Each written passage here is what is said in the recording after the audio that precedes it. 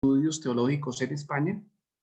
Tras ser ordenado sacerdote, consigue la licenciatura en teología en 1937 y años más tarde el doctorado en teología en 1949 por la Universidad Gregoriana de Roma con su tesis Lo natural y lo sobrenatural. Estudio histórico desde Santo Tomás hasta Cayetano, 1274-1534. Además, realiza durante 2 años estudios de exégesis en el Instituto Bíblico de Roma. Fijémonos que, aunque es un teólogo sistemático y dogmático, también hace estudios en la Biblia. Y recordando que la Biblia es fundamental para el estudio de la teología, porque como lo dice la Dei Verbum, la escritura es el alma de la teología.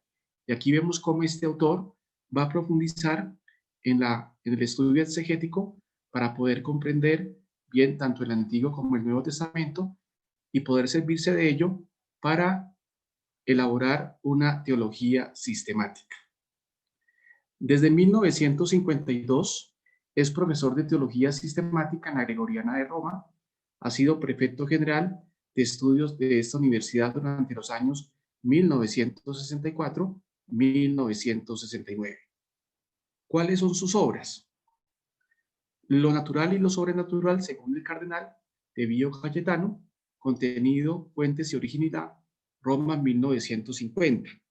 Este tema es muy interesante porque es un tema que ha involucrado a la gran mayoría de los teólogos de renombre en el siglo XX, sobre todo en la primera parte del siglo XX.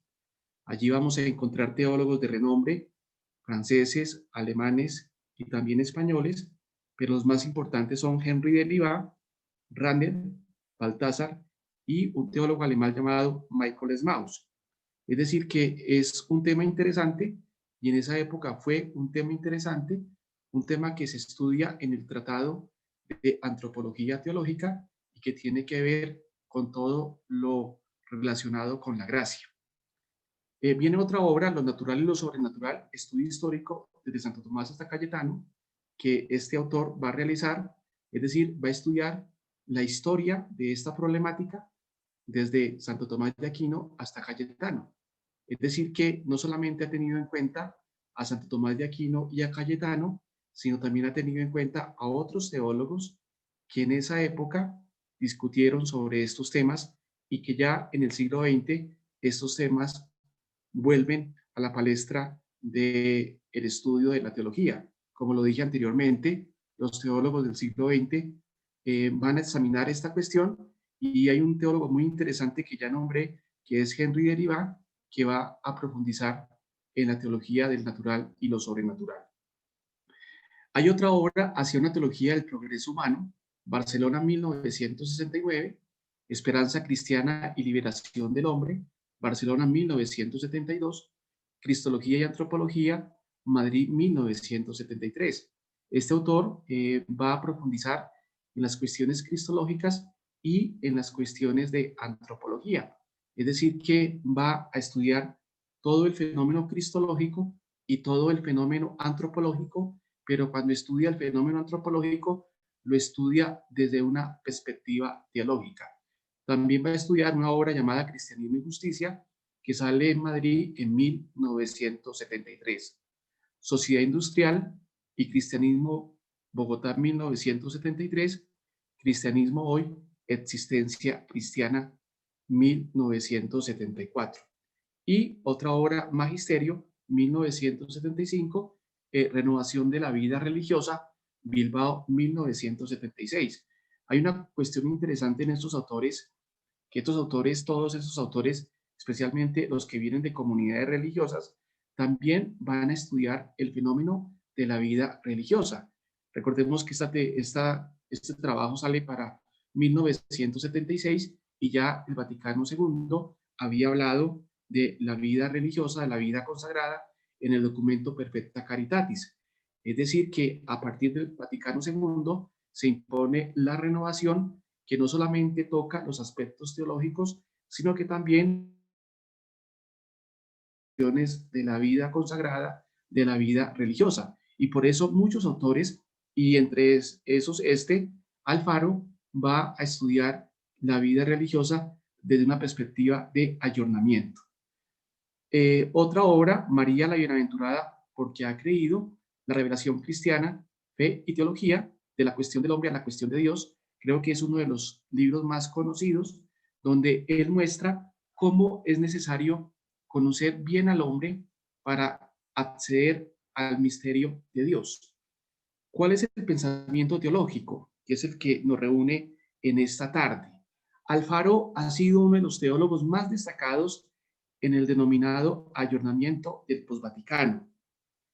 Eh, Hay un documento interesante sobre la recepción del Concilio Vaticano II de un autor llamado Santiago Madrigal Terrazas, donde él analiza la importancia del Vaticano II y por eso analiza la recepción y la hermenéutica del Concilio Vaticano II a la luz del siguiente interrogante: ¿cuál es el significado histórico y teológico?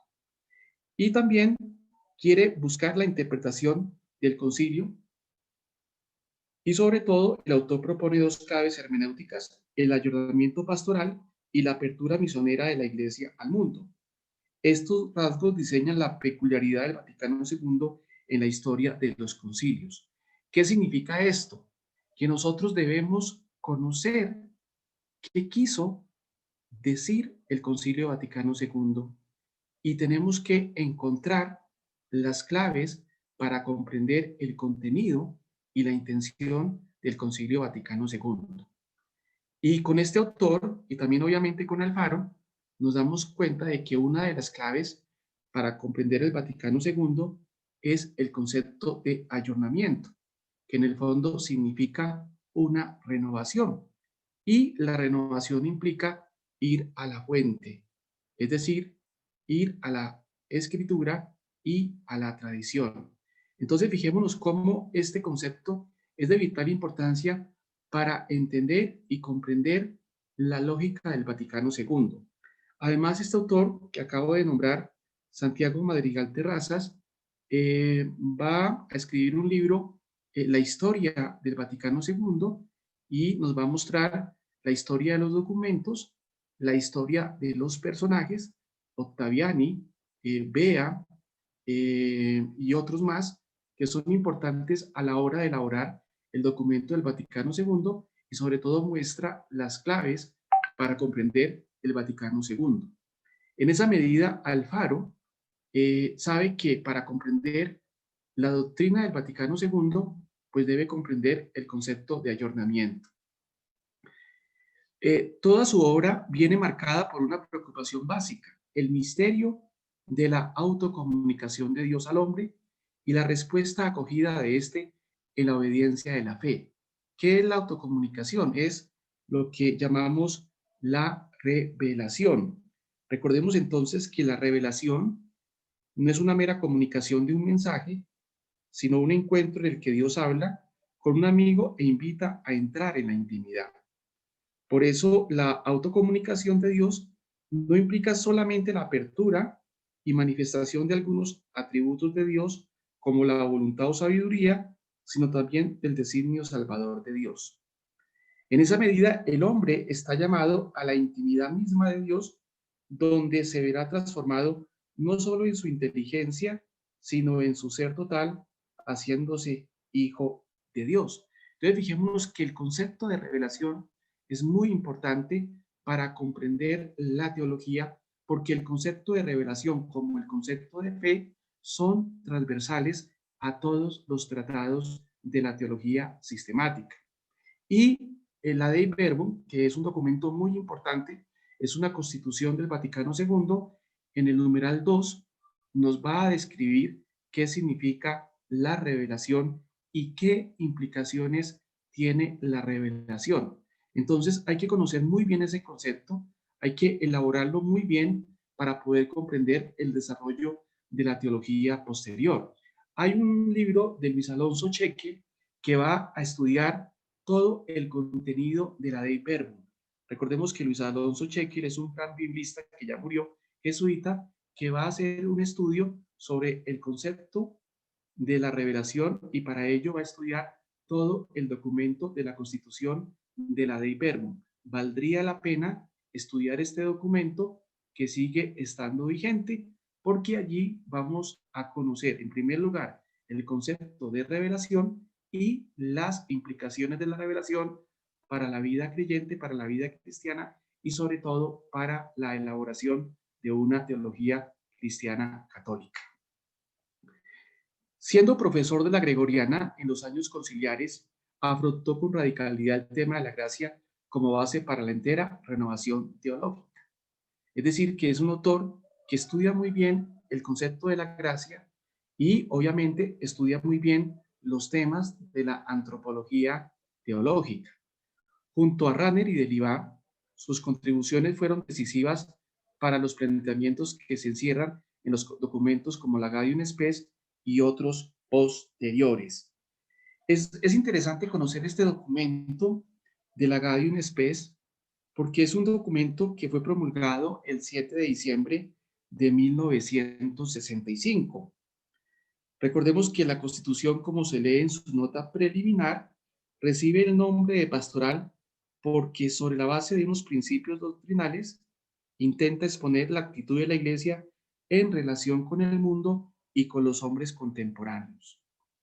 En su conjunto, el texto se divide en dos partes, precedida de un proemio y una introducción que va a abarcar los primeros 10 numerales. La primera parte va del numeral 11 hasta el 45, donde desarrolla su doctrina sobre el hombre, sobre el mundo en que se inserta el hombre y sobre sus relaciones con estas realidades. Yo creo que esta es la parte más importante porque allí se ve la concepción del hombre que tiene el Concilio Vaticano II, especialmente los que escribieron esta Constitución. Entonces allí, al conocer estos primeros numerales del 11 al 45, vamos a conocer la antropología teológica de los que estuvieron detrás de la elaboración de este documento. Y la segunda parte, del numeral 46 al 90, toma en consideración diversos aspectos de la vida de hoy y de la sociedad humana. Valdría la pena también volver a estudiar este documento a la luz de los documentos posteriores. Y qué bueno también hacer una relación con el magisterio de los papas, con el magisterio del Papa Benedicto, de San Juan Pablo II y del Papa Francisco para mirar si las posturas de este documento de la Gaudium Spes siguen estando vigentes en la Iglesia y cómo han ido permeando la eclesiología y sobre todo la teología pastoral en la Iglesia. Alfaro ha sabido dialogar con las diversas corrientes del pensamiento contemporáneo. Creo que es un hecho interesante que ya lo hemos nombrado con varios autores, con Ciro García y con otros autores, como todos los autores que tuvieron la oportunidad de comprender y de estudiar y de dejarse permear por el Concilio Vaticano II de primera mano, son autores también que se abren al pensamiento contemporáneo. Y abrirse al pensamiento contemporáneo significa abrirse a las corrientes tanto teológicas que vienen del mundo protestante y también del mundo católico, pero también a las corrientes de la filosofía que son interesantes para elaborar el dato teológico, como es la corriente personalista, como es la corriente existencialista, como es la corriente fenomenológica.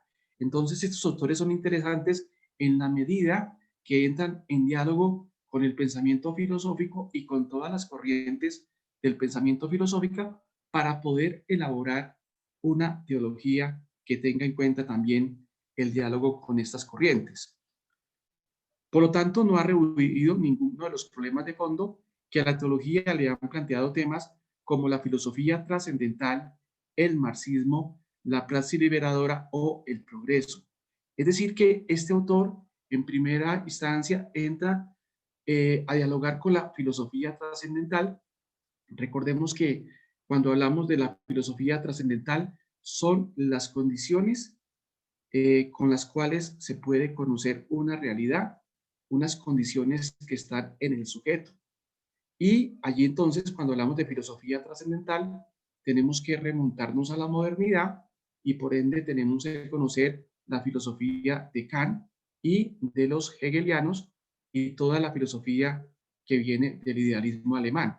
Entonces, este señor pues ha tenido la oportunidad de conocer la filosofía de Kant, entre otras porque sus maestros pues fueron expertos, se especializaron en la filosofía trascendental. Uno de ellos también jesuita llamado Marechal, estudió mucho la teología kantiana y sobre todo estudió toda la filosofía trascendental, y también Ranner tuvo que ver mucho con el estudio de la filosofía trascendental. Por otra parte, este autor entra en relación, en diálogo con el marxismo.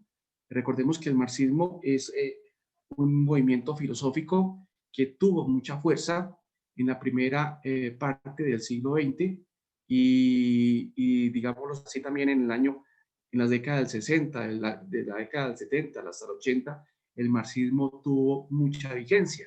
Entonces, fijémonos cómo este autor también entra en diálogo.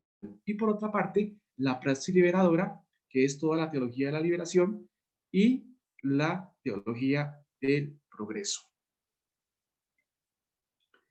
Fiel al hombre y al mundo de hoy, ha sabido siempre situar el correcto planteamiento entre natural sobrenatural, historia de la salvación, historia humana, y en definitiva, criatura, Dios.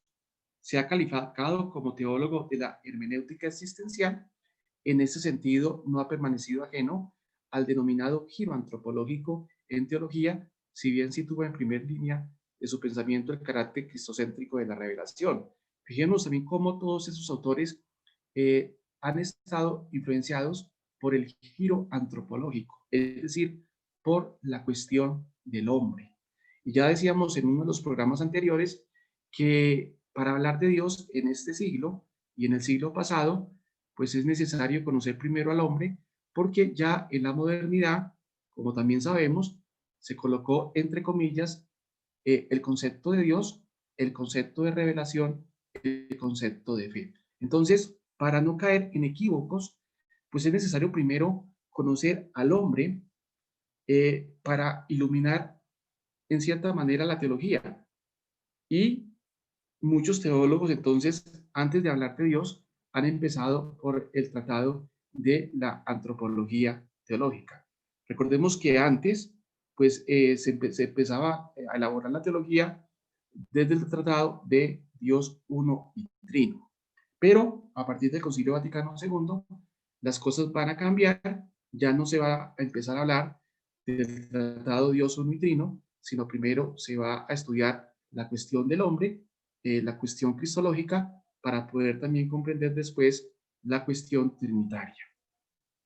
Hay unos autores que no están de acuerdo con esa manera de abordar la teología, siguen insistiendo que primero hay que hablar de la Trinidad, porque para muchos de ellos la cuestión trinitaria se ha perdido.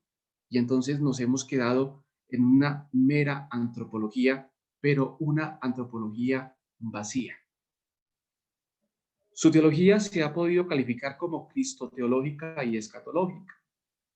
Toda revelación es de Cristo, cristología. La revelación es Cristo mismo, cristocentrismo, y se consumará en Cristo. También hay otra variable interesante en esta época. Fijémonos cómo todos estos autores que hemos ya mencionado, todos se van a preocupar por la dimensión escatológica. Todos de una u otra manera van a hablar de la dimensión escatológica. Y este es un autor en esa dimensión escatológica, pero claro que cuando habla de la dimensión escatológica, la habla desde la perspectiva de Cristo. Ha subrayado constantemente dos realidades. Por un lado, que lo divino cristiano no solo anula o minusvalora lo humano, sino que lo sana y eleva. Por otro lado, la gracia y salvación de Cristo es para todo hombre y para todo el hombre, y adquiere repercusiones intramundanas, no solo escatológicas. Es decir, ser cristiano permea también las cuestiones humanas. No solamente nos tenemos que preparar para el encuentro con el Señor en la vida eterna, sino que esa preparación hay que empezarla a hacer acá. Es decir, el cristiano se debe penetrar con las realidades terrenas. En otras palabras, el cristiano debe ser sal y luz y debe iluminar las realidades terrenas. Es donde entra el compromiso por ir edificando el reino de Dios aquí en la tierra, obviamente con una finalidad escatológica trascendental. Cuando el concepto de desarrollo entra de lleno en el magisterio contemporáneo, con otros teólogos han mostrado que el desarrollo no es solo ni principalmente un concepto sociológico o economicista, sino un proceso global humanizante y social, y por lo mismo cristiano. Este concepto es muy interesante porque uno pensaría que el concepto de desarrollo solamente implica realidades sociológicas, realidades económicas, pero como lo estamos viendo, también implica realidades teológicas. Y por eso podemos encontrar el concepto que se ha desarrollado y profundizado en el compendio de la doctrina social de la Iglesia. Creo que en ese compendio de la doctrina social de la Iglesia, que ustedes lo pueden ver por internet, van a encontrar muchas veces citado el concepto desarrollo, el concepto desarrollo. Y no solamente en la doctrina social de la Iglesia, sino en varias encíclicas de carácter social. Entonces es interesante ver cómo ese concepto ha permeado la teología y sobre todo ha permeado la teología moral, especial en lo que tiene que ver con la sociedad, en lo que tiene que ver con la economía y obviamente con el bien común. Mirando el concepto que está en muchas partes, como lo dije anteriormente, en el compendio de la doctrina social de la Iglesia, en el numeral 51 se relaciona el desarrollo con el reino de Dios. El reino se manifiesta más bien en el desarrollo de una sociabilidad humana que sea para los hombres levadura de realización integral, de justicia y de solidaridad, abierta al trascendente como término de referencia para el propio y definitivo cumplimiento personal. Ese es el numeral 51. En la misma línea que el teólogo Moltmann protestante, que lo vamos a ver dentro de 8 días, han insistido en subrayar para nuestra época la virtud y la dimensión de la esperanza profunda en medio de una sociedad y de un hombre atormentado por el pecado personal y colectivo y por la misma desesperanza. Fijémonos que este concepto de esperanza es muy interesante porque ya eh, lo ha trabajado Moltmann, pero también fue un concepto que se trabajó en la filosofía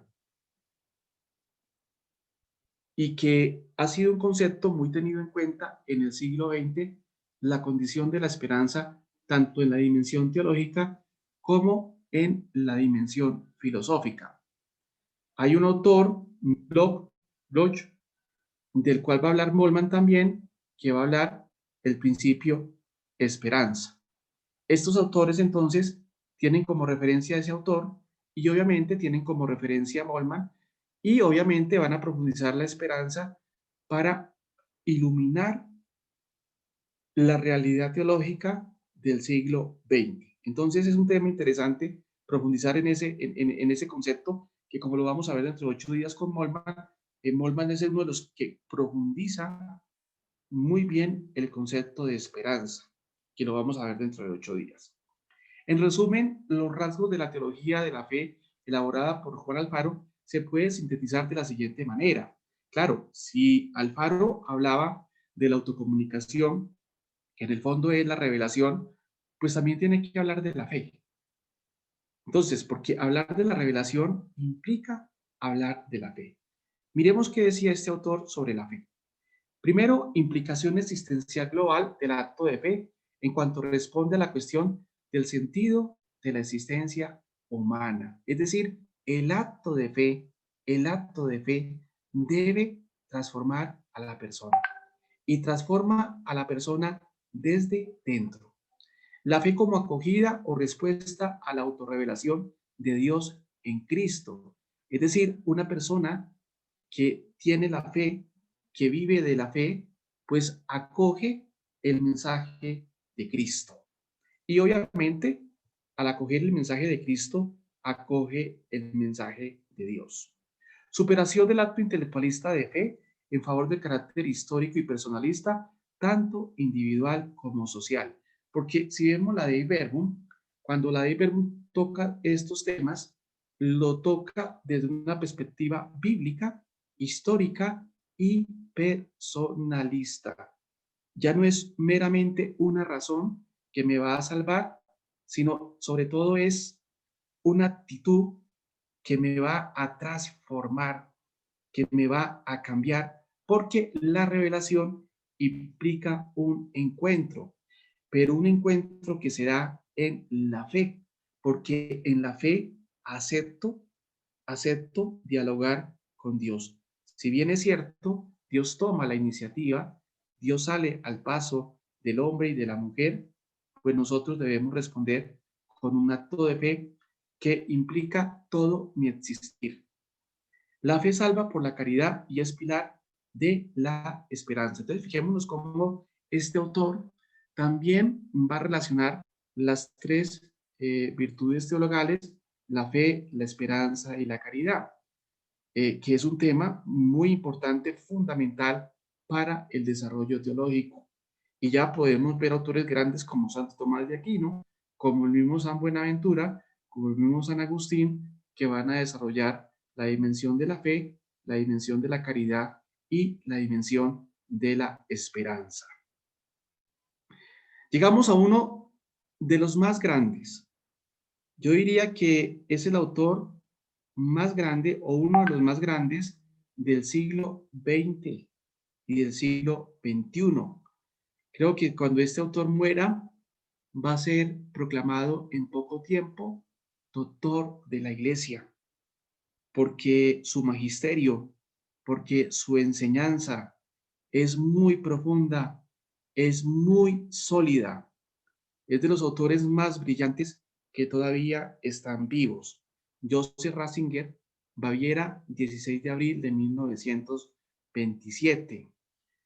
Los datos biográficos, estudios en la Facultad de Teología y en la Universidad de Múnich, ordenación sacerdotal 1951, doctor en Teología 1957, explica dogmática e historia del dogma.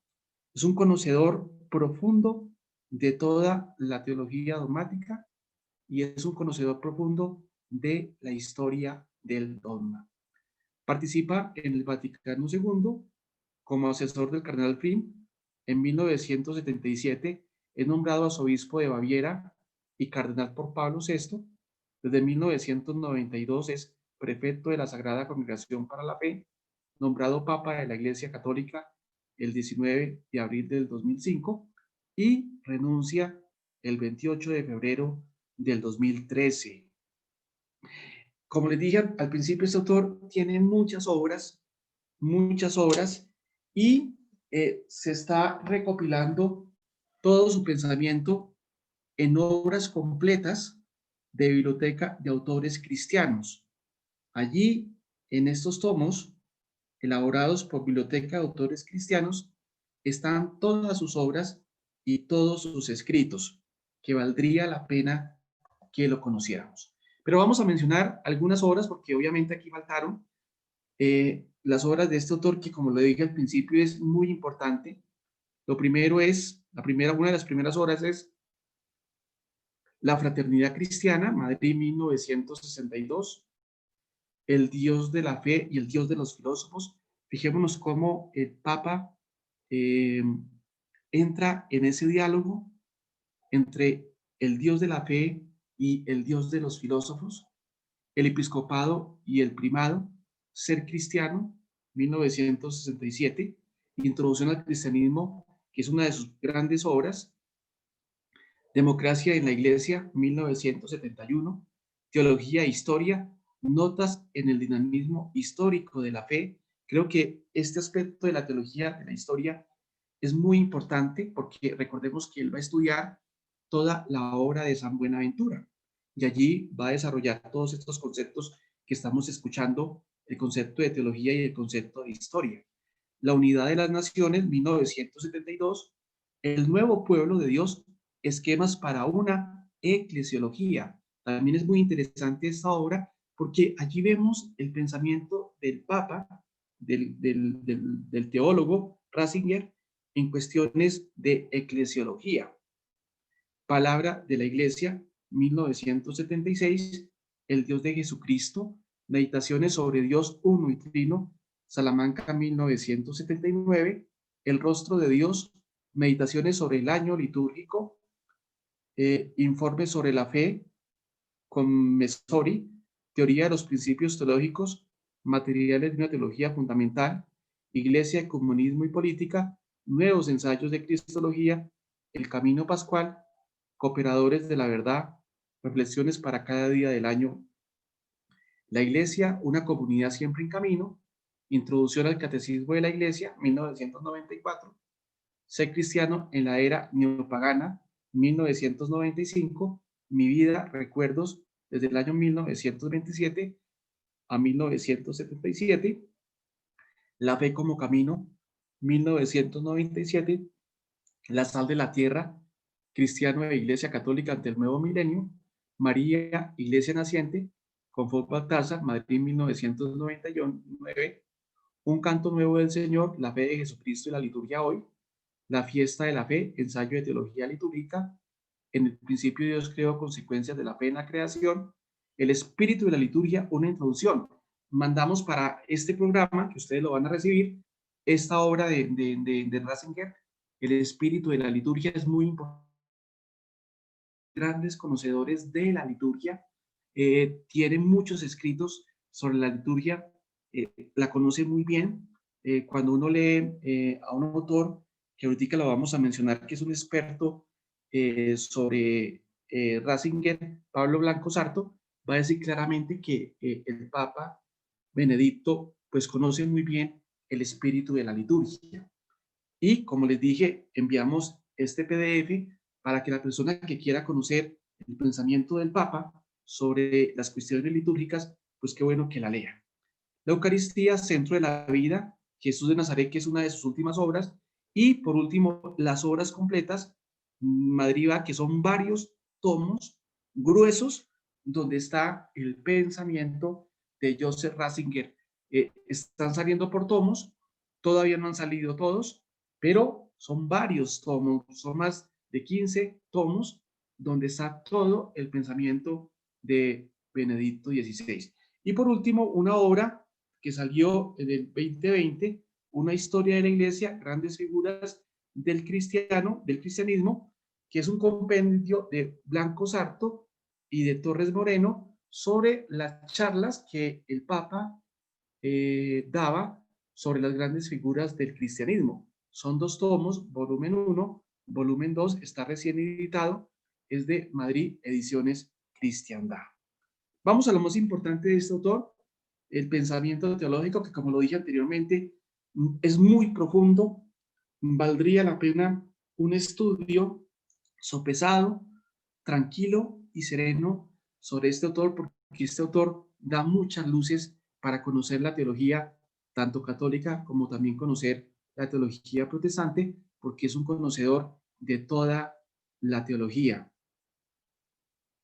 a nivel profundo.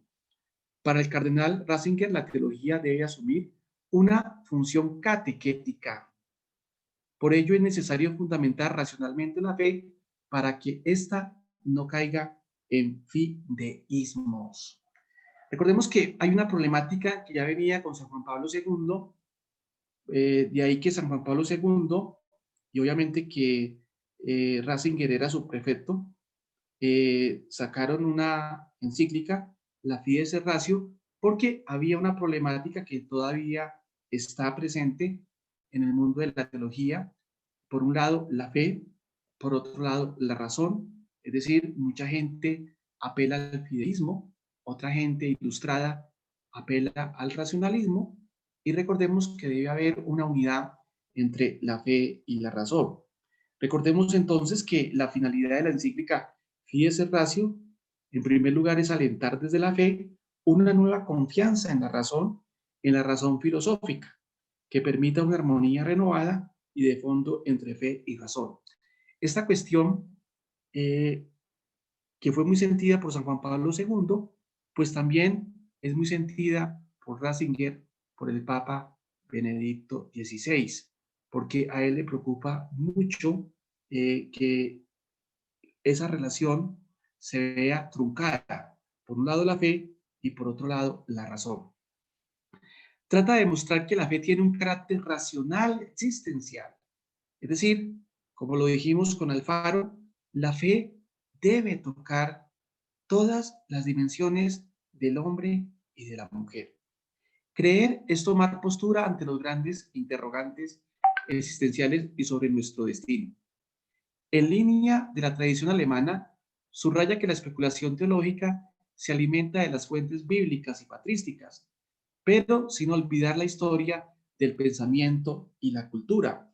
Allí podemos ver un influjo de una escuela muy interesante, que es la escuela de Tubinga. Recordemos que la pretensión de la escuela de Tubinga en el siglo XIX era integrar las adquisiciones de estudio histórico y bíblico, así como las aportaciones de la filosofía contemporánea en la tradición católica.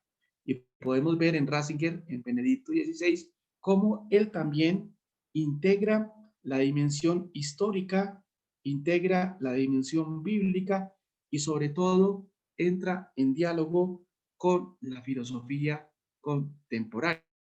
Él tiene un diálogo muy interesante con un filósofo alemán, Habermas, va a entablar un diálogo con él para mirar cómo el Papa Benedicto no solamente conoce de teología, sino también conoce de filosofía.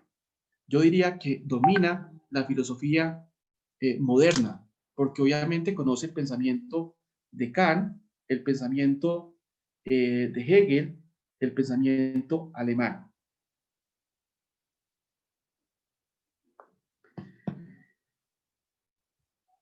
De cualquier forma, la teología debe asumir su identidad sin menospreciar el magisterio eclesial.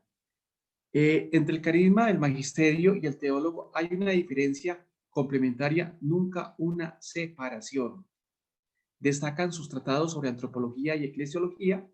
En lo antropológico destaca el carácter vocacional y teologal de la existencia humana. Fijémonos cómo este autor maneja varias dimensiones de la teología, y aquí podemos encontrar cómo maneja muy bien todo el tema de la antropología teológica y todo el tema de la eclesiología. Recordemos que es un estudioso de la teología dogmática y de la evolución del dogma. En lo eclesiológico, define la Iglesia como pueblo de Dios en sentido sacramental y eucarístico. Es una categoría muy importante. Recordemos que el misterio de la Iglesia, para poder comprender el misterio de la Iglesia, necesitamos varias categorías que nos ayudan a iluminar el misterio de la Iglesia. Pues bien, una categoría como pueblo de Dios y también como comunión, como cuerpo de Cristo, nos ayuda a iluminar el misterio de la Iglesia. Y este autor no solamente va a hablar de esa categoría pueblo de Dios, sino de otras categorías que, como lo dije anteriormente, van a iluminar la esencia de la Iglesia, el misterio de la Iglesia. La imagen que sobresale en la eclesiología de Ratzinger es la de una iglesia que vive, se nutre y expresa la dimensión eucarística.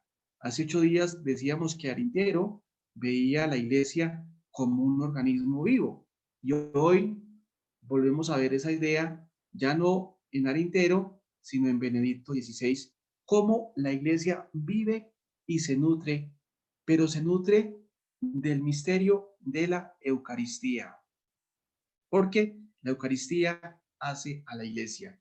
La iglesia es el cuerpo de Cristo y como Cristo es sacramento para los demás. La importancia de conocer la iglesia. Y podríamos decir que el Papa domina toda la eclesiología contemporánea, es decir, conoce a todos los eclesiólogos y obviamente conoce muy bien la Lumen Gentium, la Constitución sobre la Iglesia, que estudia la naturaleza de la Iglesia. Cuando decimos que conoce a muchos autores, podemos decir que conoce y ha leído a Congar, que también lo vamos a estudiar en este programa, porque Congar, como ustedes saben, es uno de los grandes eclesiólogos del siglo XX. Y no solamente a Congar, sino a otros autores que han reflexionado sobre el misterio de la Iglesia.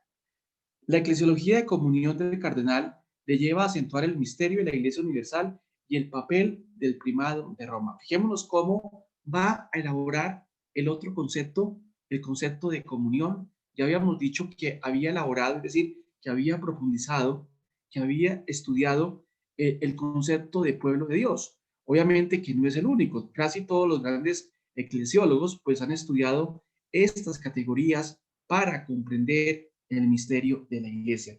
Pero lo llamativo en este autor es que este autor es muy profundo, no es un autor superficial, sino es un autor que es muy rico, y cuando elabora su teología y sobre todo cuando habla del misterio de la Iglesia, pues es un autor muy profundo que valdría la pena estudiar.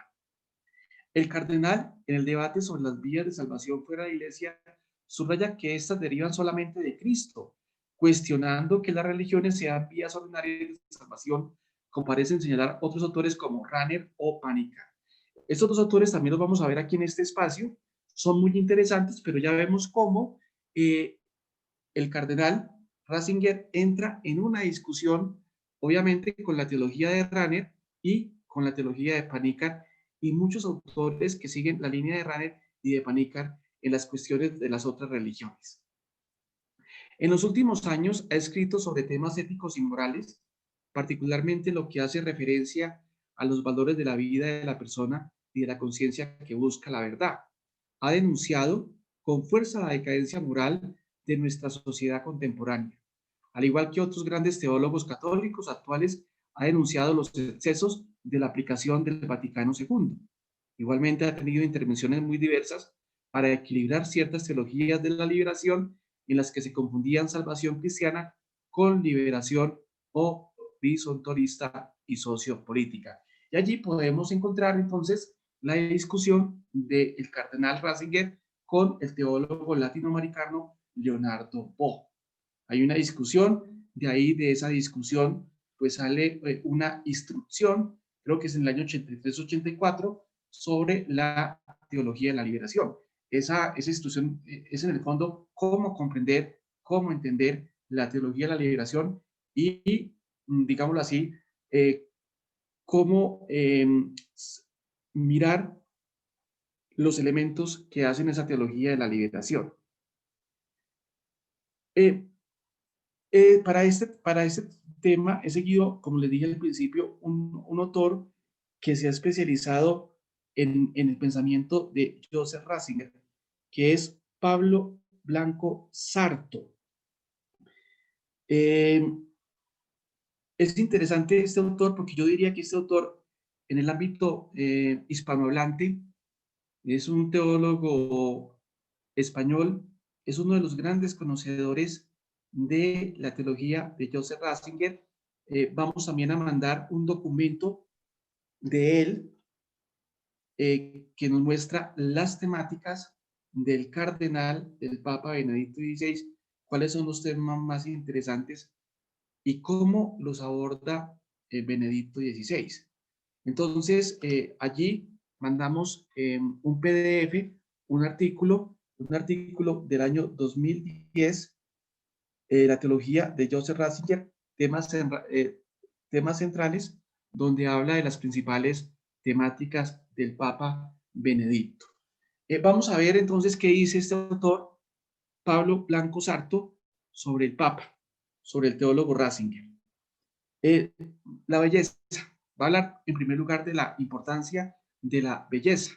Dios y la música en la iglesia. Es bien conocida la temprana afición de Joseph Ratzinger a la música, la poesía y la literatura. Es interesante conocer el matiz de Benedicto XVI, que es un amante de la música y de la música clásica, de la poesía y de la literatura. Por eso es que este autor es tan rico, tan profundo, porque domina la música, domina la poesía y conoce muy bien la literatura y, claro, conoce muy bien la literatura alemana. Y cuando hablamos de la literatura alemana, conoce muy bien el movimiento del siglo XIX, el romanticismo, lo conoce muy bien. Y también este autor va a profundizar la belleza, que es uno de los trascendentales, al igual que la verdad y que la bondad. Porque los seres en sí mismos son bondadosos, son verdaderos y obviamente son bellos.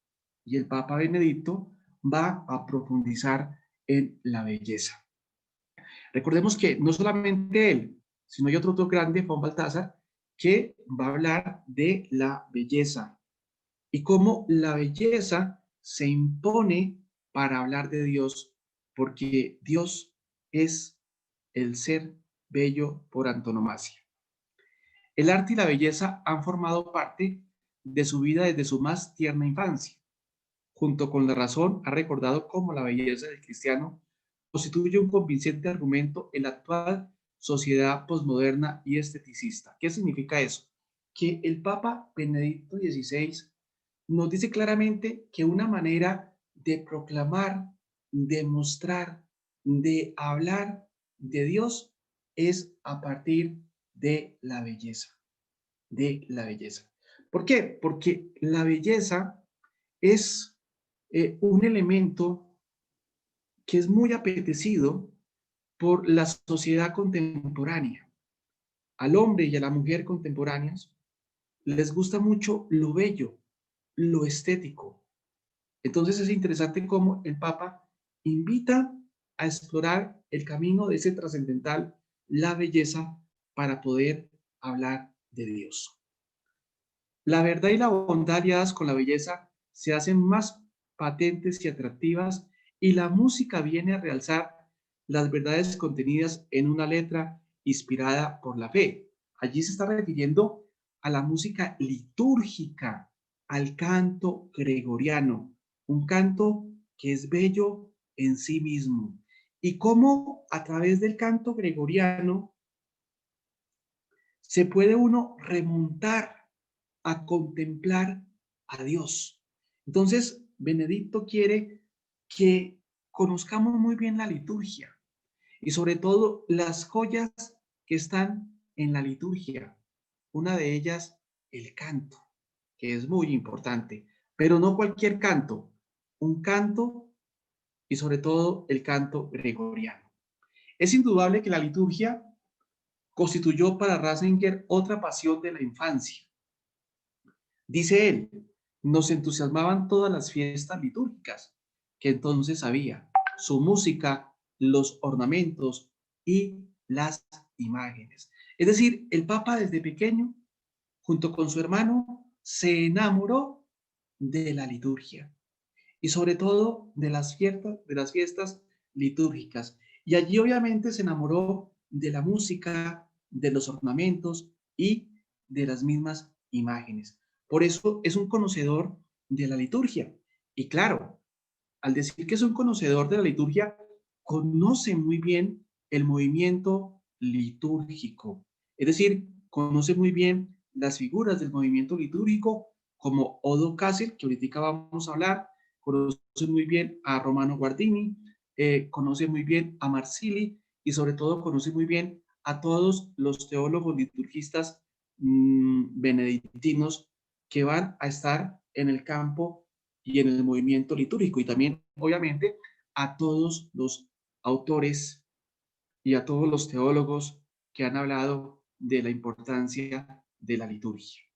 La importancia de la liturgia resulta central en la vida cristiana y en la teología de Ratzinger. Por eso mandamos la obra de él, El espíritu de la liturgia, para que ustedes la lean. Obviamente que no es obligación, pero para que la persona que la quiera leer, quiera profundizar, pues qué bueno que lea esta obra.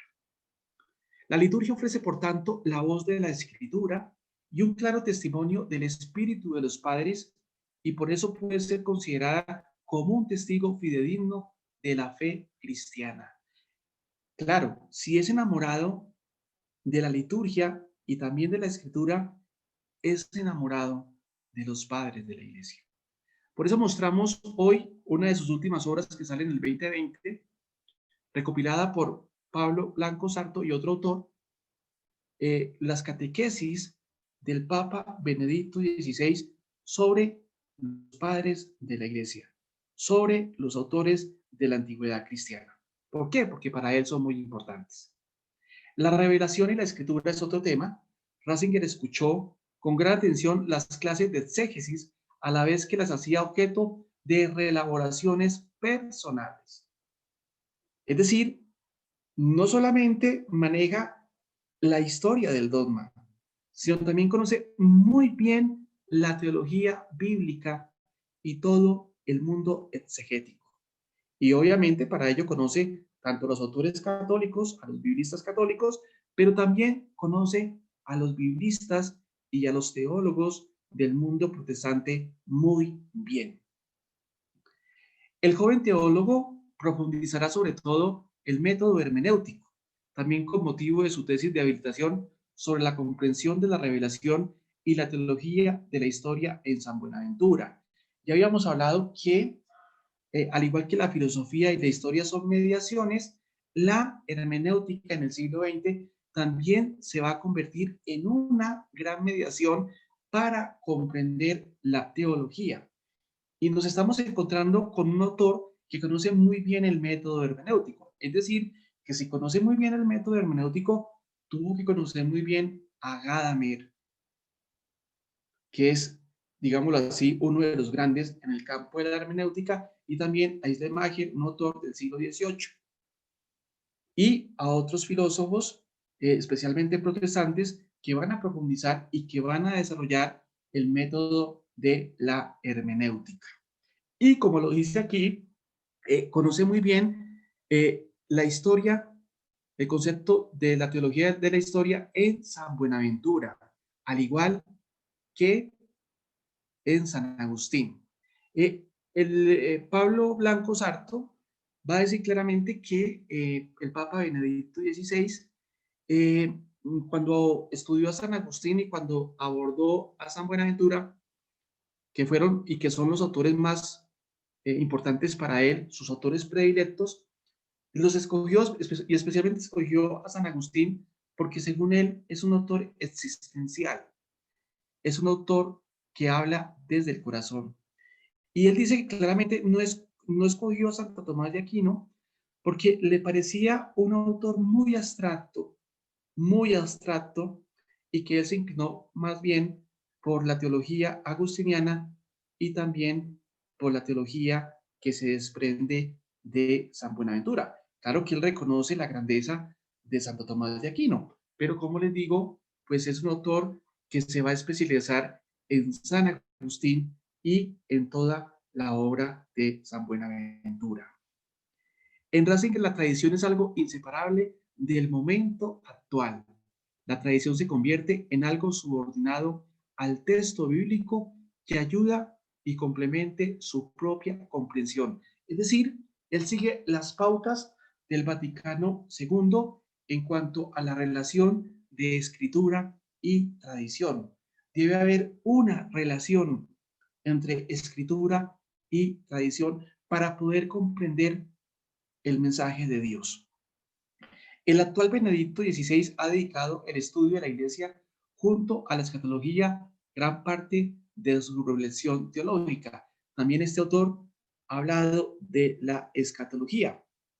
Es interesante conocer ese tema. Pero fijémonos, vuelvo y repito, cómo estos autores, ya lo hemos mencionado en varias ocasiones, también van a profundizar la dimensión escatológica. Es decir, que una de las características de los autores del siglo XX, casi en todo y especialmente en los grandes, es que todos los grandes, en primer lugar, van a abordar todos los tratados sistemáticos y en segundo lugar, van a abordar muy bien el tratado de la escatología. La eclesiología de Joseph Ratzinger está pues fundamentada sobre todo en la escritura y en los padres, enraizada en la tradición. Para Ratzinger, eclesiología teológica significa eclesiología patrística. Es importante este elemento. ¿Cómo conocer los padres de la iglesia? Para conocer aquellos elementos eclesiológicos que se desprenden de los padres de la iglesia. Entonces, es interesante cómo el Papa Benedicto quiere conocer toda esa eclesiología incipiente en estos padres de la iglesia. Recordemos que todavía no estaba el tratado sistemático, pero sí ya hay unas ideas muy interesantes sobre el papel de la iglesia, sobre la naturaleza de la iglesia y sobre la iglesia en relación con los grandes sacramentos como son la Eucaristía y el bautismo. Otro tema es la persona. El personalismo y espiritualismo de Agustín de Hipona constituían una de sus más importantes influencias intelectuales, al mismo tiempo que intentaba seguir manteniendo un diálogo con el pensamiento ético y metafísico que subyace en el cristianismo. Ya lo decíamos que estos autores van a entrar en diálogo con las corrientes filosóficas.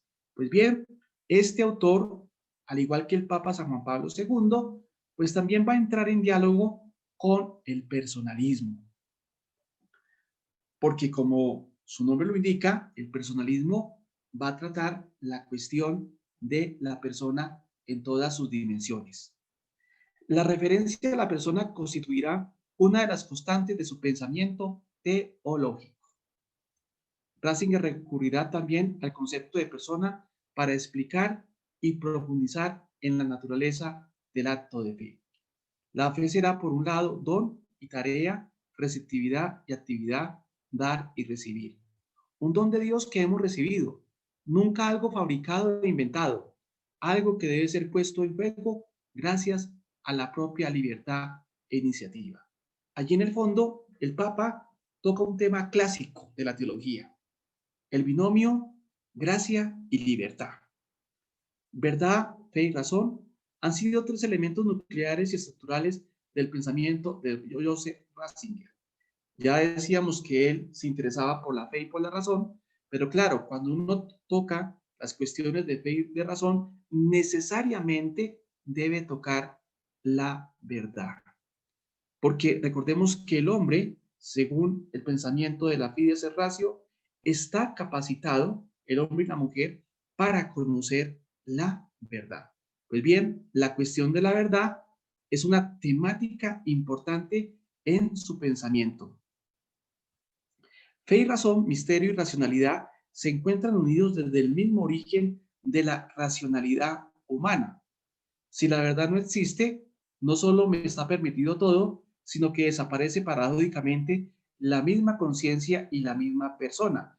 Fíjense cómo el Papa nos habla del relativismo moral.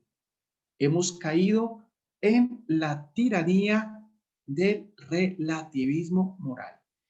Y ese relativismo conlleva a una pérdida de la verdad. ¿Por qué? Porque hoy el hombre no quiere conocer la verdad, no quiere entrar en diálogo con la verdad y obviamente pues Benedicto va a hablar de la importancia de abrirnos a la verdad. Por eso es necesario entonces volver a leer la Fides Ratio, porque también detrás de esa encíclica del Papa San Juan Pablo II, pues obviamente está la mano de él. La persona puede y debe alcanzar la verdad no solo con la razón, sino también con la propia conciencia moral. Para el Papa es muy importante la formación de la conciencia, que es un tema clave en la teología moral fundamental. Recordemos que cuando estudiamos la teología moral fundamental, uno de los aspectos importantes de la teología moral fundamental es el aspecto de la conciencia y la necesidad de formar la conciencia moral, el juicio moral. La verdad es un derecho de todos, creyentes o no, pero se fundamenta de modo firme y definitivo en Dios, en el mismo logos que ha tomado nuestra misma naturaleza. El amor de Dios se une estrechamente a nuestro amor, pues constituye su fundamento y condición previa. El amor es una luz, en el fondo la única, que ilumina constantemente un mundo oscuro y nos da fuerza para vivir y actuar. Claro, si el Papa Benedicto Ratzinger ha leído a San Agustín y obviamente ha leído a San Buenaventura y a otros teólogos, me imagino que a los vitorinos, pues tendrá que hablar muy bien del amor, porque recordemos que el concepto amor en estos autores como en San Agustín, como en los vitorinos, me refiero a Ricardo y a Hugo, y como en San Buenaventura, es un concepto fundamental, es un concepto trascendental, y obviamente es el concepto trascendental de la vida del creyente, de la vida del cristiano. Pero claro, estos autores en el cual se apoya el Papa Benedicto XVI, pues van a hablar muy bien de ese concepto de amor. La santidad es amor pleno, total, un reflejo de amor de Dios en el cielo y en este mundo. María es la Santísima porque está llena del amor que Dios ha derramado sobre ella. Recordemos que la Lumen Gentium nos llama a la santidad y claro, el Papa Benedicto XVI pues se hace eco de esa llamada y nos va a hablar de la santidad. Pero también el Papa pues va a tener un capítulo muy especial, muy importante sobre la figura de la Santísima Virgen María. También ha hablado de ella. Pero claro, cuando habla de la Santísima Virgen María, siguiendo la intuición de la Lumen Gentium, va a hablar de María en relación al misterio de Cristo y en relación al misterio de la Iglesia. El interés del teólogo alemán por la Reforma protestante será también una constante en su pensamiento teológico, tal como prueba su intervención directa en la fase final de la redacción de la Declaración Conjunta sobre la Doctrina de la Justificación en 1999. Es decir, que este autor, el Papa Benedicto, obviamente también va a entrar en diálogo, también va a profundizar las temáticas del ecumenismo y es interesante cómo entra en diálogo con toda la teología protestante. El cardenal Ratzinger ofrecía en 1996 lo que podría servir como síntesis de sus ideas sobre el ministerio. Aludía a la fundación teológica tal como lo expuso la Presbyterorum Ordinis, así como el mencionado equilibrio entre las distintas concepciones existentes en torno al sacerdocio ministerial. En cuanto a la predicación, dice, lo que la Iglesia ha de ofrecer al mundo no es solo soluciones concretas sobre cómo organizar la sociedad, sino aquello que tan solo ella puede dar, la palabra de Dios, de la que vive el hombre, no menos que del pan de la tierra. Es decir, la razón del teólogo o el quehacer del teólogo es estudiar, profundizar la palabra de Dios para exponer la palabra de Dios al pueblo de Dios. Entonces, la iglesia necesita de teólogos. ¿Y quiénes son los teólogos? Los que van a profundizar en la palabra de Dios. Hay un documento muy interesante que nos va a hablar de el papel de la función de los teólogos, que es una instrucción, que es el documento Donum Veritatis sobre la vocación eclesial del teólogo. Y es importante este documento porque este documento muestra el papel y muestra la función del teólogo en la iglesia. Ratzinger definía la escatología como un esfuerzo de reflexión sobre la lógica interna de las afirmaciones de la fe cristiana acerca de la vida eterna. Afirmaba que toda teología cristiana que quiera ser fiel a sus orígenes debe ser en lo más íntimo y ante todo teología de la resurrección. María será la primera persona humana que alcanzará su plenitud por medio de la humanidad del Verbo y eso lo constituye a su vez en madre de todos los creyentes, de todos los cristianos. La Eucaristía es comunión que genera vida, unidad y alegría. En una meditación pronunciada a finales de los años 70, recordaba el significado de la Eucaristía bajo el prisma de la presencia eucarística. Para él, la Eucaristía, que es misterio de comunión, es significativa. Y claro, cuando habla de la iglesia, cuando habla del misterio de la iglesia, por ende tiene que hablar de la Eucaristía. La Eucaristía no solo crea la comunión necesaria en la iglesia, sino que también promueve la misión y el crecimiento del cuerpo de Cristo. El cardenal Ratzinger tendrá su propia idea de Europa, también va a hablar de Europa. En primer lugar, va a las raíces de nuestro continente, según Pablo Blanco. el logos y la democracia de los griegos, el Dabar bíblico y la fe cristiana, la continuación de esta herencia cultural por los romanos y helaos, así como la ilusión de los bárbaros y del Islam. El teólogo bávaro se ocupó también de la teología de las religiones. Entonces, como lo hemos venido diciendo, es un teólogo que vale la pena estudiar y profundizar. Y también, como les dije, están sacando las obras completas de todo el pensamiento de Joseph Ratzinger.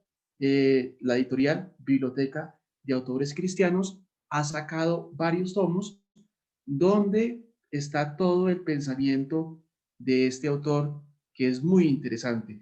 Este autor es vasto, habla de todos los tratados de la teología, pero habla con mucha profundidad. Y como les decía al principio, creo que este autor, después de su muerte, muy seguramente será declarado doctor de la Iglesia por su sabiduría y por su elocuencia.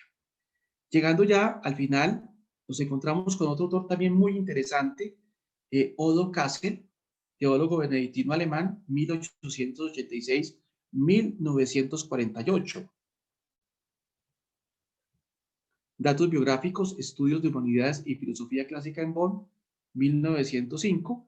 Ingresa en la abadía de María Lach, cursa la carrera teológica en esta abadía alemana y en el Colegio Internacional de San Anselmo de Roma, doctor en teología con un trabajo sobre la doctrina eucarística en San Justino Mártir. Es muy conocedor también de la teología de la antigüedad, especialmente del siglo I, siglo II y siglo III. En esto se parece un poco a Antonio Orbe, aunque ese también autor es muy profundo.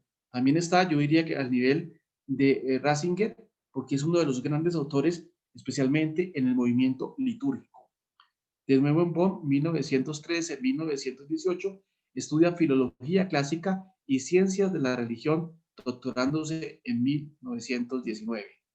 Desde 1922 hasta el final de sus días es director espiritual de la Abadía de las Monjas Benedictinas de la Santa Cruz. Después de su muerte, obviamente, van a publicar sus obras, que son El misterio del culto cristiano, 1953, recuerde que ya había muerto en 1948, El hombre auténtico, Madrid, 1963, El misterio de la cruz, 1964, Misterio de la Iglesia, la comunión de los redimidos en Cristo, en 1964. Estas obras son muy interesantes porque allí vamos a conocer el pensamiento de este autor. Eh, mm, Ustedes preguntarán, ¿qué autores nos pueden ayudar para comprender este pensamiento de Odo Kassel? Y vamos a enumerar un autor. Obviamente todos los autores están en español, pues porque son asequibles a cada uno de nosotros. Uno de ellos es un monje, Juan Javier Flores, monje de la Abadía Benedictina de Silos, en su libro Introducción a la Teología del año 2003, dedica un capítulo llamado Los teóricos de la liturgia al estudio del pensamiento teológico de Odo Kassel.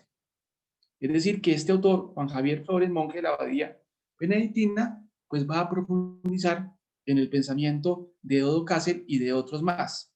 Y también hay un artículo, debe haber más, pero hay un artículo en la revista Fase, numeral 53 del 2013, donde se profundiza el pensamiento de Odo Kassel. Entonces, y también en el nuevo diccionario de liturgia de San Pablo, al estudiar la categoría misterio, allí vamos a encontrar el aporte de Odo Kassel a esa categoría. Odo Kassel ha pasado a la historia de la teología como el iniciador de la llamada teología de los misterios y como estudioso de los padres de la Iglesia y del monacato cristiano en orden a devolver a la liturgia toda la riqueza espiritual y teológica y a revalorizar los sacramentos como lugar de encuentro real del Dios revelado en Cristo en el creyente. Es interesante e importante decir que Odo Kassel perteneció al movimiento litúrgico. Podríamos decir que es una de sus grandes figuras. La expresión movimiento litúrgico aparece en 1894 Es un fenómeno histórico-cultural en nuestro tiempo, un hecho moderno en la búsqueda de una honda renovación. Renovación de la propia vida espiritual, surtiéndose de la fuerza inherente a la liturgia y renovación también de la liturgia misma, partiendo de una comprensión más profunda de su espíritu y de las leyes íntimas que la rigen. Este modelo tiene una línea teológico-pastoral, una línea teológico-sacramental y una línea teológico-celebrativa. Entonces es importante conocer el movimiento litúrgico y allí podemos conocer a este autor. Es necesario conocer eso para poder conocer entonces el espíritu de la Sacrosanctum Concilium, que es una constitución del Vaticano II, es decir, la constitución de la Sagrada Liturgia. Tuvo que defenderse contra los ataques que impugnaban su concepción del sacerdocio en la antigua iglesia y la relación que establece entre el sacerdocio y profetismo. Pero la polémica seguirá con otros teólogos que rebatieron la relación que el benedictino estableció entre los misterios helenos y los cristianos. En el fondo se trataba de rechazar el núcleo de su teoría centrada en el concepto de misterio. Él desarrolla una teología a partir del concepto de misterio. El debate llegó incluso a extremos más complejos cuando algunos se cuestionaron si las doctrinas sustentadas en la abadía de Marialach pudieran inscribirse entre los movimientos con cierto carácter gnóstico.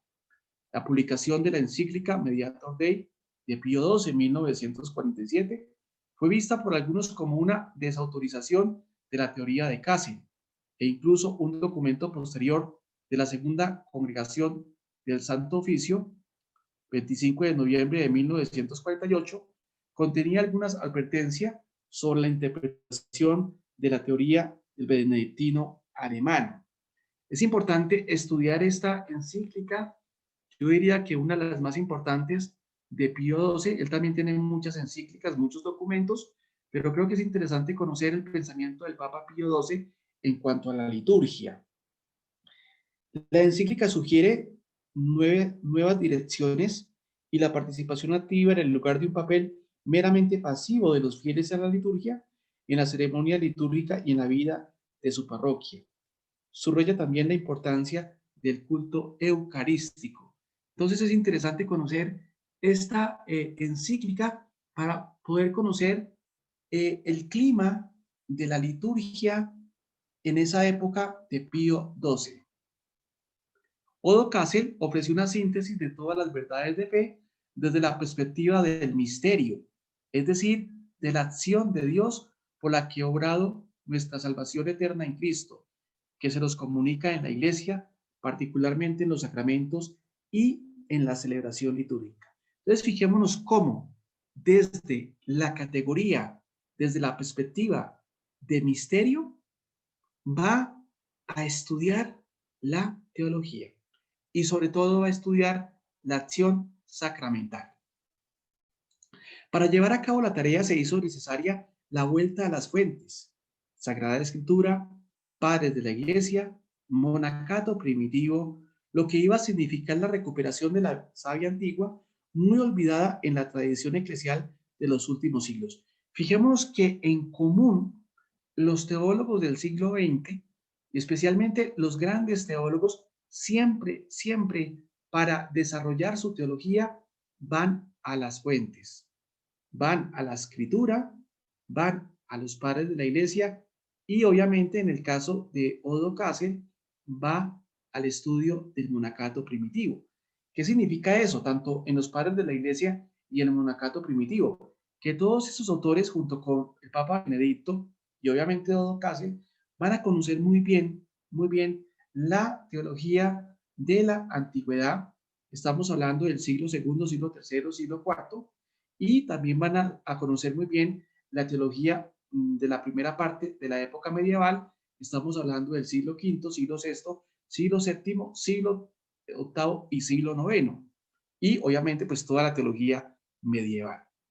La teología de la vida litúrgica se nutría así desde la idea central de misterio y con ello se replanteaba todo el universo de la fe y de la reflexión teológica, la doctrina de la gracia, la idea de la iglesia como misterio y no meramente como institución, la sacramentología, la moral, la catequética, el arte litúrgico, la misma antropología. La noción de misterio para Cassel no se cierra exclusivamente en el significado común que muchos le atribuyen como el de una verdad sobrenatural, cuya comprensión supera las fuerzas del entendimiento creado y que forma el objeto de la revelación. Además de su primera acepción referida al Dios invisible, que actúa de manera visible en Jesucristo, el término misterio tiene en Cassel la acepción de la acción ritual en la que los grandes hechos salvíficos divinos se hacen presentes a través de los ritos y de los actos de la liturgia cristiana. Para él, la esencia del misterio consiste en que lo divino ha sido manifestado vitalmente para que sea actualizado por la Iglesia. Por eso, todo misterio se reduce al misterio de Cristo, que es el que le da la razón de ser. Y ese debe ser vivido a través de la vida del cuerpo místico en cuanto participado y actualizado por la Iglesia. La cuestión suscitada era, sin embargo, cómo se hacen presentes las grandes acciones divinas de encarnación, vida, pasión, muerte, resurrección y ascensión de Jesucristo en la vida de los creyentes a través de los ritos. Y la respuesta aparecía con la categoría de presencia sacramental, presencia real bajo el velo de los ritos y símbolos. La teología de los misterios de Odo Cassel ha ejercido saludable influencia tanto en el diálogo ecuménico, ya que ha dejado más aclaradas algunas cuestiones debatidas entre católicos y protestantes, como es el tema del sacrificio de la misa, la esencia de los sacramentos, como en la misma liturgia, el sentido de la Pascua cristiana, del año litúrgico y de las fiestas de los santos del oficio divino, e incluso en la teología dogmática, sentido del Dios que se revela. Fijémonos la importancia de este autor. Y ya para cerrar, tenemos que decir que para el primer autor, que fue Juan Alfaro, mandamos un artículo de él mismo del año 1960 que se llama Persona y Gracia. Allí, en ese artículo, ustedes podrán conocer un poquito en más a profundidad el pensamiento de Juan Alfaro. Para el Papa Benedicto, teólogo Joseph Ratzinger, mandamos también un PDF, un artículo de los temas centrales. Es un artículo elaborado en el 2010 por Pablo Blanco Sarto, donde este autor español nos va a mostrar los grandes temas que aborda el Papa Benedicto XVI. Y para el último teólogo que estudiamos hoy, que es muy interesante, mandamos un artículo que sale en el año 1978 de un jesuita, creo que alemán, que se llama Dios próximo y activo en los sacramentos. Este autor muestra cuál es el acierto o cuál fue el acierto de Odo Cassel al haber planteado la teología a partir de la categoría misterio.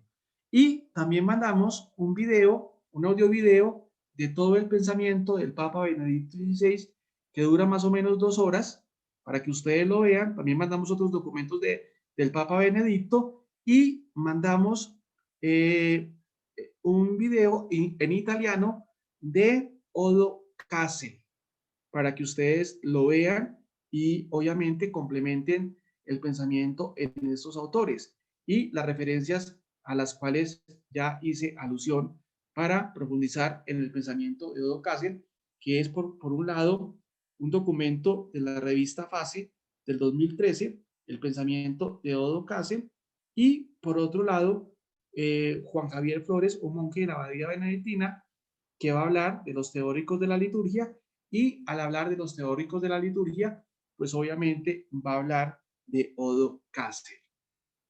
Bueno, muchas gracias y damos paso a algunas preguntitas.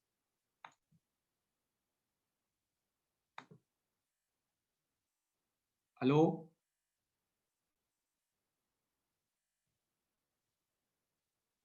Si de pronto alguien tiene alguna pregunta, creo que tenemos espacio para unas 2 preguntas. Entonces, por favor, activar el micrófono y hacerla. Perdón, ¿puedo hablar? Sí, señora, bienvenida. Buenas noches. Habla Marta Bedoya. Lo que quisiera comentar es dos preguntas simples. Sí, La señora.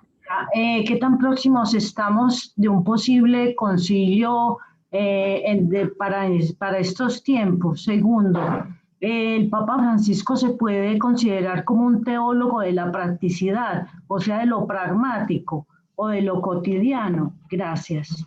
Partimos de la segunda pregunta. Sí, yo creo que el Papa Francisco no es tanto teólogo, sino es un pastoralista, y lo que usted dice tiene razón, es un pastoralista que va más por lo pragmático, por lo cotidiano. Obviamente no tiene la profundidad del Papa Benedicto XVI en cuestiones doctrinales, hay que decirlo así, en honor a la verdad.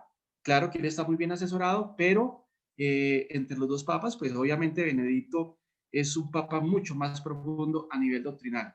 Y claro, es un papa que habla de una perspectiva pastoral. Recordemos que también hay que entenderlo desde un contexto. Él nace en un contexto social, y eso de una u otra manera pues va a tocar su manera de pensar la pastoral y obviamente la teología.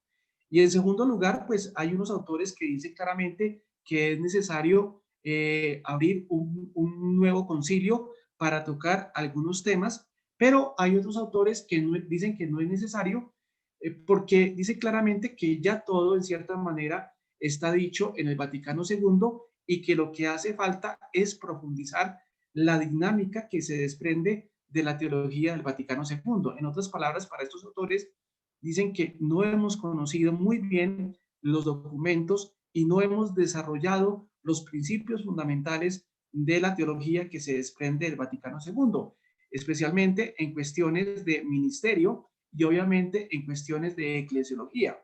Entonces hay autores que van por esa línea.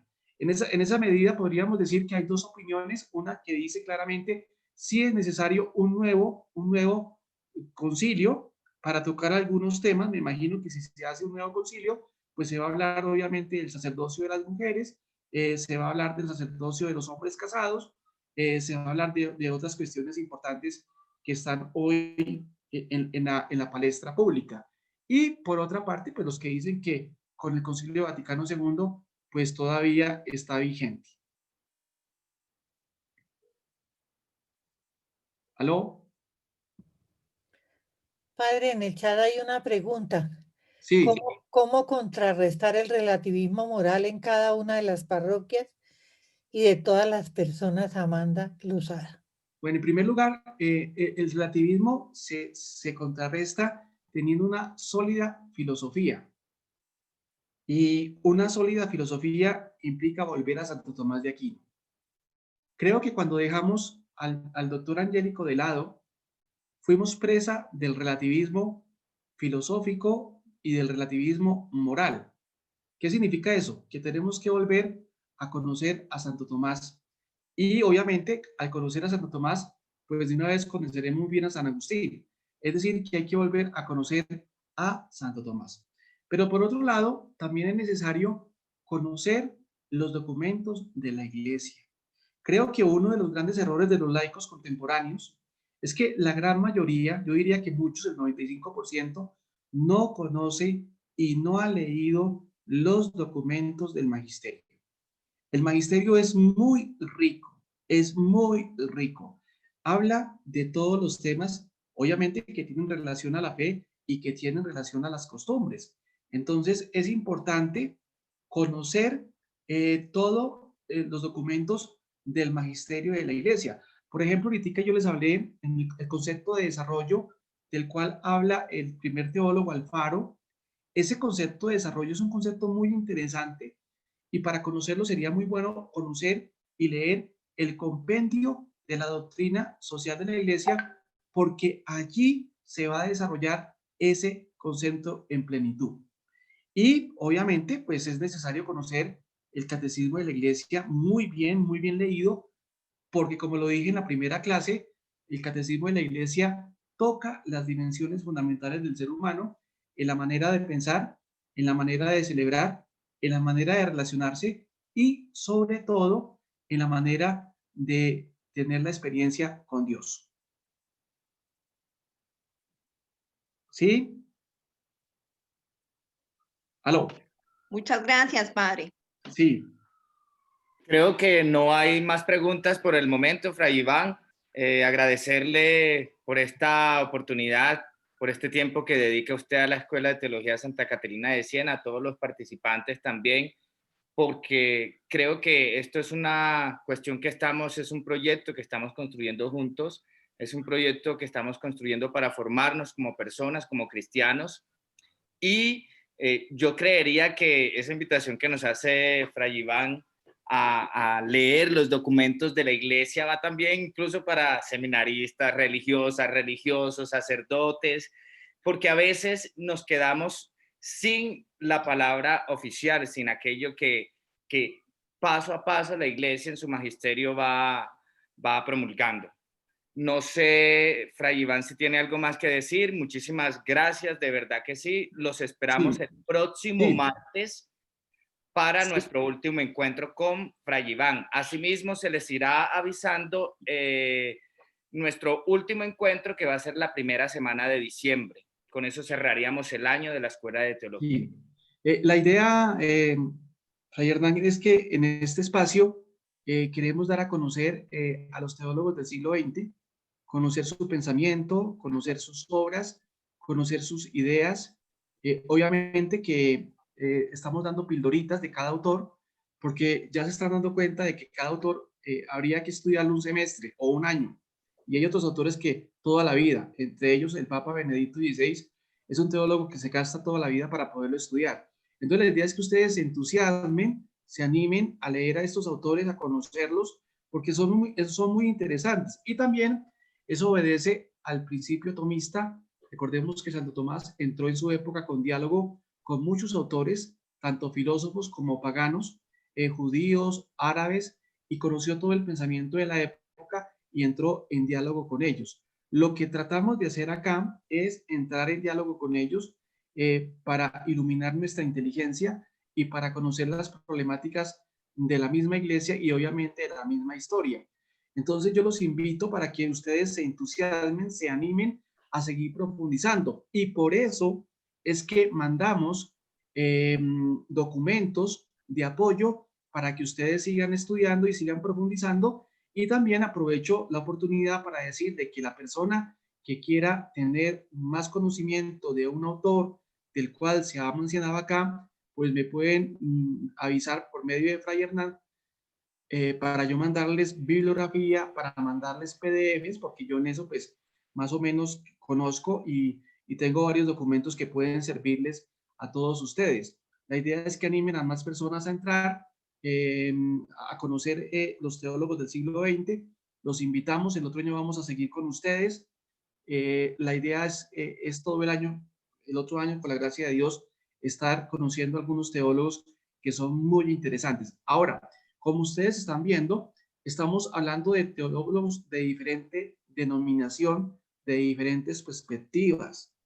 No piensen que solamente son teólogos de la teología de la liberación, sino son de todas las dimensiones de la teología, porque el mundo de la teología es muy amplio y muy vasto. Hoy hablamos de dos teólogos clásicos, uno, Odo Cácer, que es uno de los clásicos en la liturgia, y obviamente también hablamos del Papa Benedicto XVI, que es un clásico, pero así como hablamos hoy de ellos, recuerden que hace 8 días hablamos de otros teólogos que iban por otras direcciones, y en la primera charla hablamos obviamente de un teólogo de la liberación. Creo que es necesario no casarnos con un solo teólogo en primer lugar, sino antes de tener una panorámica para después tomar una decisión y decir, yo quiero seguir a fulano de tal, a tal teólogo para profundizar en la línea, porque puede ocurrir una tentación de que si nombramos a un teólogo que no nos gusta,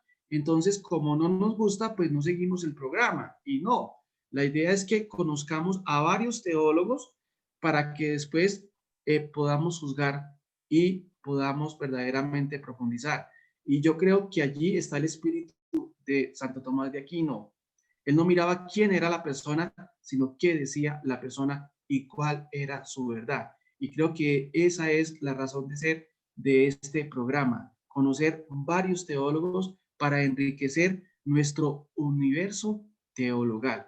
Entonces los invito y los animo. Esa es una tarea fascinante porque, como se están dando cuenta, detrás de una idea hay otra idea y detrás de un autor hay otro autor. Muchas gracias por habernos acompañado en este día. 24 de noviembre, próximo martes, 6 de la tarde, nuestro último encuentro con Fray Iván. Luego nos reuniremos el 4 y 5 de diciembre para finalizar nuestro año de la Escuela de Teología. Vamos a tener 2 ponentes que nos van a acompañar y el tema central es sobre la espiritualidad del Adviento. Los invito nuevamente a seguir participando. Recuerden que ustedes ya tienen ese link. El link de los encuentros con Fray Iván es el que ya tienen, lo pueden guardar para poder acceder el próximo martes. Bendiciones para todos, que tengan muy buena noche.